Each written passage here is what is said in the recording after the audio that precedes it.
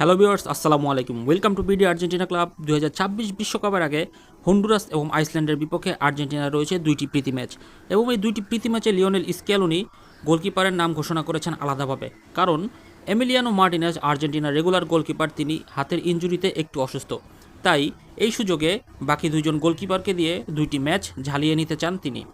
প্রথম ম্যাচে জোয়ান মুসো গোলকিপার হিসেবে থাকবেন এবং দ্বিতীয় ম্যাচটিতে জেরোনিমো রুল্লি গোলকিপারের দায়িত্ব সামলাবেন।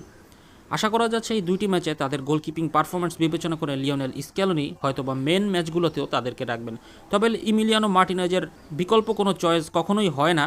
তারপরেও এখন সময়ের সাথে সামঞ্জস্য রেখে ইনজুরির কারণে এই দুইজন গোলকিপারকে এই প্রস্তুতি ম্যাচ দুটিতে সুযোগ দিতে চাচ্ছেন স্ক্যালোনি। আজকের ভিডিও এ পর্যন্তই। ভিডিও ভালো লাগলে দ্রুত ভিডিওতে লাইক দিন এবং নতুন হলে চ্যানেলটিতে সাবস্ক্রাইব করুন।